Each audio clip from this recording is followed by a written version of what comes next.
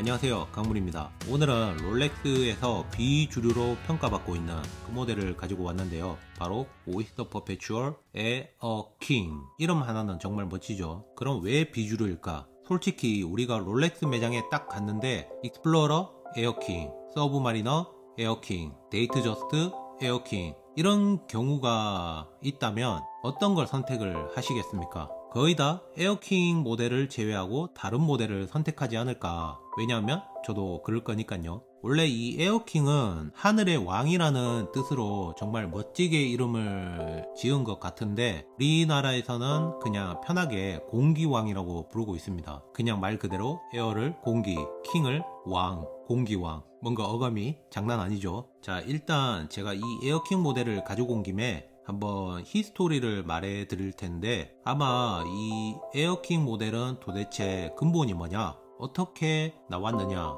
왜 이런 디자인을 했는가, 이걸 궁금해하는 분들이 있을 거예요. 그래서 제가 나름 찾아봤는데 한번 말해 드리도록 할게요. 자, 에어킹 모델은 크게 4가지로 나누어서 이야기를 하면 조금 쉽게 이해가 될 거라고 생각을 하는데 레퍼런스 4925, 5500, 14000, 116900 이걸 생각하면서 보시면 조금 쉽게 이해가 될 거라고 생각을 합니다. 에어킹 모델의 시작은 세계 2차 대전으로 가면 되는데 그때 영국 파일럿들이 보급받은 시계를 착용을 한 게 아니라 자기 사비를 털어서 롤렉스 오이스터 모델을 사서 착용을 많이 했다고 합니다. 아무래도 좀 더 정확하고 튼튼하고 그런 시계를 원했기 때문에 보급받은 시계는 그렇지 못했다고 하네요. 그때 롤렉스의 창립자 한스 빌스도르프가 이거 돈 되겠다, 이런 전용으로 시계를 만들어야 되겠네, 이래가지고 에어 자이언트, 에어 라이온, 그리고 투더에서 에어 타이거를 제작해서 판매를 합니다. 정말 이름 하나는 정말 멋지게 지은 것 같죠. 자이언트, 타이거, 라이온, 동물의 왕국. 그렇게 해서 전쟁이 끝나고 롤렉스는 이 에어 시리즈를 에어킹으로 통합을 시킵니다. 그러면서 1945년에 에어킹 첫 모델을 발표를 하는데 34mm 케이스 크기를 가진 레퍼런스 4925 모델, 크림 컬러 다이얼의 아라비아 인덱스, 도핀의 핸즈의 핸드 와인딩 무브먼트까지 이 34mm 케이스 크기는 2014년까지 쭉 간다고 보시면 돼요. 그리고 바로 이어서 레퍼런스 4499 모델도 만들었었는데 이건 그냥 참고하시라고. 그 다음 1953년부터는 오토매틱 무브먼트가 들어간 모델이 등장하게 되는데요. 이 모델은 칼리버 1030 무브먼트가 들어갔고 1957년에 레퍼런스 5500 모델, 이 모델을 새롭게 만들게 되는데 어떤 분들은 이 모델부터가 진짜 제대로 된 에어킹 모델이다, 시작이다, 이렇게 말할 정도로 아주 오래 생산이 되었다고 합니다. 거의 37년? 거의 장수 모델이죠. 그리고 이때 칼리버 1520 무브먼트하고 칼리버 1530 무브먼트가 두 가지가 들어갔는데 칼리버 1520 무브먼트가 들어간 모델은 다이얼 6시 방향의 프레시전, 칼리버 1530 무브먼트가 들어간 모델은 슈퍼 프레시전.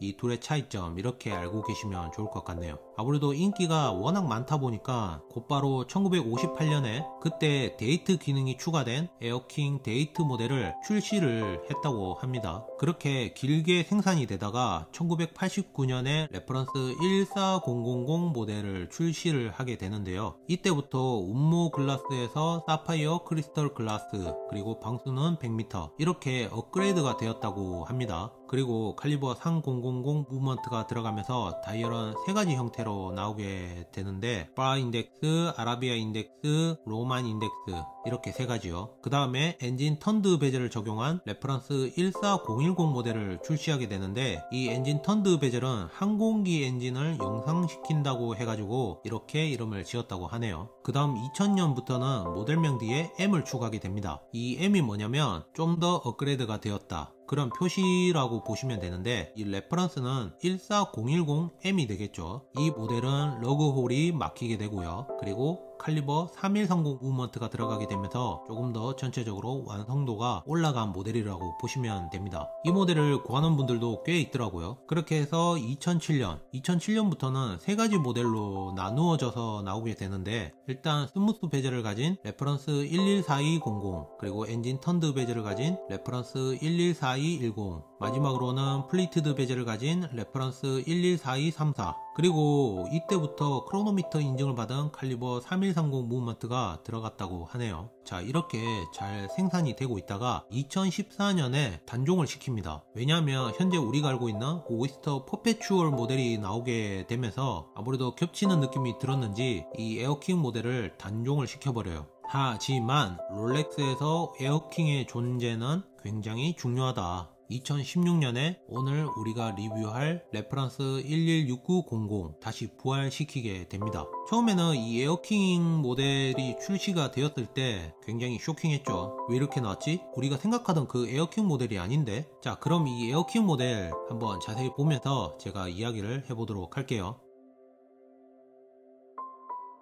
저는 처음에 이 디자인을 보고 왜 오리지널 디자인을 버리고 왜 이렇게 바꿨을까? 원래 에어킹 디자인을 보면 심플하면서도 클래식한 느낌, 이런 느낌이 조금 강했거든요. 근데 이번 모델은 보시는 것처럼 뭔가 상당히 역동적인 디자인으로 나왔다고 저는 생각이 들어요. 뭔가 전투기가 아주 빨리 날아다니는 그런 느낌, 뭔가 긴박한 느낌. 그래가지고 제가 이 디자인이 어디서 나왔는지 궁금해가지고 한번 찾아봤거든요. 그래서 제가 한번 찾아보니까 블러드하운드 SSC 프로젝트라는 게 있거든요. 그때 롤렉스가 참여를 했는데 실제로 초음속 자동차에 아날로그 속도계하고 크로노그래프를 거기에 같이 넣었거든요. 사진을 보여드릴 텐데 보시면 지금 이 에어킹 디자인하고 거의 같죠. 그래서 그 디자인을 여기에 가져와서 에어킹 모델에 그대로 접목한 게 아닌가. 특히 여기 보면 큼지막한 아라비아 인덱스, 블랙 컬러 다이얼 대비 파일럿 시계 같은 느낌으로 뭔가 잘 적용했다는 그런 느낌이 많이 들어요.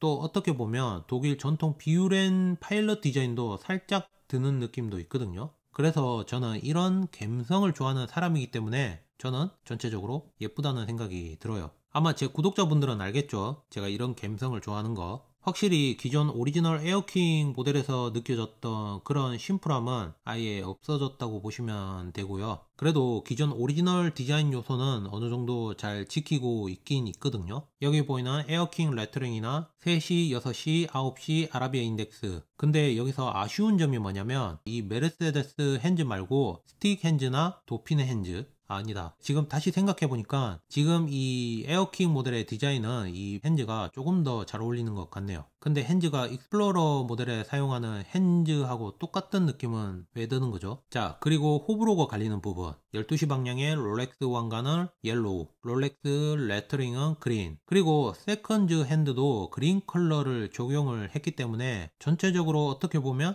약간 장난감 같은 그런 느낌도 든다, 이런 의견도 조금 있긴 있더라고요. 저는 이 전체적인 디자인으로 보면 뭔가 모르게 꽤나 잘 어울리는 그런 느낌도 들긴 들어요. 뭔가 롤렉스답지 않은 과감한 디자인의 그 화려함까지, 저는 이런 시도는 정말 좋다고 생각을 합니다. 어차피 이렇게 파격적으로 변신을 할 거면 이렇게 하는 게 더 좋지 않을까. 그리고 핸즈 12시 방향에 있는 트라이앵글 인덱스하고 3시, 6시, 9시 이 아라비아 인덱스 모두 18K 화이트 골드로 만들어져 있는데 이게 빛을 받으면 살짝 반짝거리는 느낌이 굉장히 좋더라고요. 그래서 데일리 캐주얼 시계로는 최고가 아닌가, 저는 그렇게 생각을 합니다. 근데 제가 착용을 해보니까 이 3시, 6시, 9시 이 아라비아 인덱스가 생각보다 가독성이 안 좋더라고요. 이게 좀 불만이었고, 현재 익스플로러 모델 말고 그 전 버전 이렇게 3시, 6시, 9시 18K 화이트 골드 인덱스를 사용을 했거든요. 그대로 가지고 온 듯한 느낌은 왜 드는 거죠? 제가 또 여기서 아쉽다고 생각을 한 게 야광이 너무 비중이 적더라고요. 전 이 큼지막한 아라비아 인덱스가 전부 크로마 라이트 야광이었다면 이 에어킹 모델에 대한 더 좋은 평가와 에어킹 모델만의 마니아층도 꽤나 생기지 않았을까, 저는 그런 생각도 한번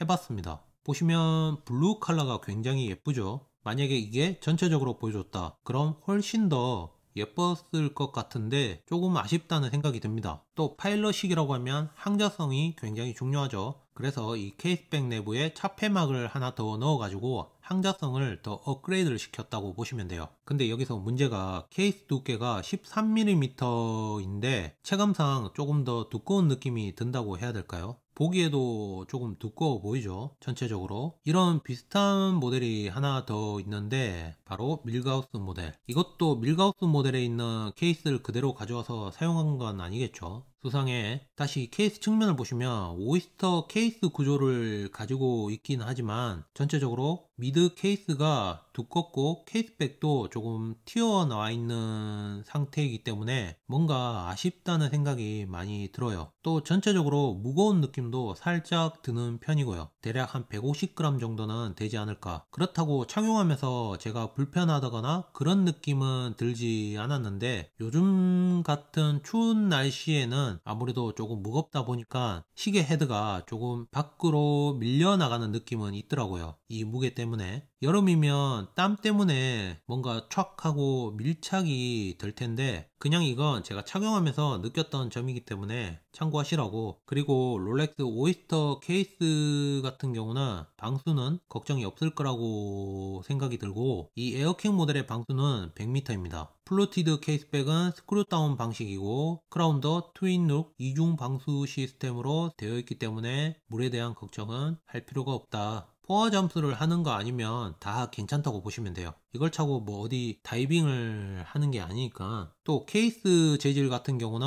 오이스터 스틸이라고 904L 스틸을 사용을 했고요. 케이스 크기는 40mm. 이 케이스 크기 같은 경우는 제가 정말 마음에 드는 부분 중에 하나. 컴팩트하고 어디에나 잘 어울리고, 그리고 저는 여기서 이 스무스 베젤이 조금 별로라는 생각이 들거든요. 이 사파이어 크리스털 글라스가 이렇게 플랫한데 이 베젤까지 이런 디자인을 가지고 있다 보니까 뭔가 전체적으로 넙대대해 보인다고 해야 되나? 저는 여기서 돔드 베젤을 적용을 했으면 좀 더 예뻤을 것 같다. 그리고 글라스 같은 경우는 무반사 코팅이 안 돼 있다는 점. 근데 뭐 롤렉스 같은 경우는 무반사 코팅을 안 해도 꽤나 잘 보입니다. 다이얼이. 그리고 이 솔리드 링크 오이스터 브레이슬릿도 같은 904L 스틸로 만들어져 있고요. 이 3열 링크는 피니싱이 좋아서 그런지 감기는 느낌이 굉장히 좋았습니다. 뭐 이 에어킹 모델뿐만 아니라 모든 롤렉스 시계가요. 그리고 여기 폴딩 오이스터 클라스프도 적절한 텐션으로 열고 닫히는데 여기를 당겨서 열고 닫을 때는 여기 롤렉스 인그레이빙 로고를 눌러주면 적절한 텐션으로 딱 닫힙니다. 이 느낌도 굉장히 좋아요. 보통 여기 부분이 왜 이렇게 했느냐, 이거는 열고 닫을 때 접히는 부분을 자연스럽게 디자인을 했다고 보시면 되거든요. 저는 근데 다 좋은데 여기 롤렉스 로고 이걸 인그레이빙이 아니라 릴리프 방식인 양각 로고를 해줬으면 진짜 좋았을 것 같아요. 정말 엔트리 느낌이 성의가 없다고 해야 되나? 아닌가? 그리고 그 다음에 여기 보면 이지링크 기능이 있습니다. 이거는 뭐 다들 아시겠죠? 제가 많이 설명을 했는데 5mm 늘렸다가 줄였다가 이렇게요. 손목이 부으면 늘렸다가 빠지면 다시 줄이고 이렇게 사용이 가능합니다. 자, 이 에어킹 모델에 들어간 무브먼트는 롤렉스 칼리버 3131 무브먼트가 들어가 있는데요. 크로노미터 인증을 받았기 때문에 하루 플러스 마이너스 2초 허용 오차를 보여주고 있는데 제가 실제로 착용을 하고 다녀보니까 하루에 많아봐야 플러스 1초 오차가 굉장히 좋은 편이죠. 또 블루 파라크롬 헤어스프링을 넣어가지고 항자성하고 온도에 강한 모습도 보여주고 있고요. 또 어떤 위치에서도 진동의 등지성을 유지할 수 있도록 롤렉스 오버코일 방식이 사용이 되었다고 보시면 되고 4개의 골드 마이크로스텔라 너트로 정밀하게 조정이 가능하도록 프리스프렁 밸런스 휠을 가지고 있다는 점이 특징이라고 보시면 돼요. 또 현재 48시간의 파워 리저브를 가지고 있지만 아마 이것도 시간이 지나면 신형 무브먼트로 바뀌지 않을까. 그냥 다 좋아요. 크라운을 조작을 해보면 조작감도 상당히 견고하고요.